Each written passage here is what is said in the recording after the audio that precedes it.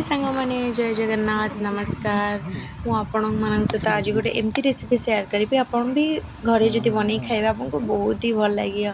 मो हजबैंड को बहुत ही पसंद माछ पत्र पोड़ा। मत से आज मॉर्निंग रे माछ दे गले कहले कि प्लीज किसी गोटे भल रेसिपी बनैब आ माछ मसला तो मुझे खाऊँ अलग किसी रेसिपी बने मुझे कहल ठीक अच्छे माछ मसला तो मुझे बनैबी से मोर कंपलसरी मुझे ठीक अच्छे आज मुझे पत्र पोड़ा करदेवी।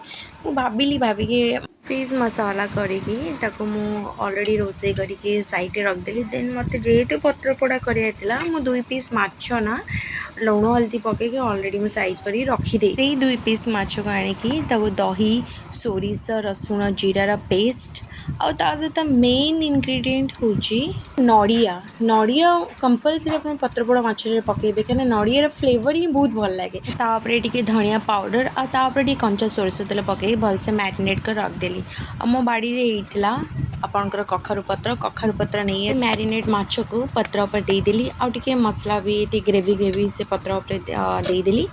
तापर कौन कली ना कंचा लंका को गोटा बहुत बड़ कंचा लंका से भांगी देती तापर कंचा सोरिष तेल को देदी भलसे पूरा टाइट कर बांधदेली। बांधेकी तापर मत तो 2टा माछ कर 2टा माछ भलसे टाइट कर बांधी। देन पैन को ना गैस रे गरम हाँपे बसईदेली। गरम है टी सोरिष तेल देदेली। तेल जमी बेसी हिट हेनी देन सोरिष तेल देवे। देन माछ पत्रटा देदेवे देलापर तो धीमी आँच एपट सेपट करेंगे। देन आम देखो माछ रेडी हो गला।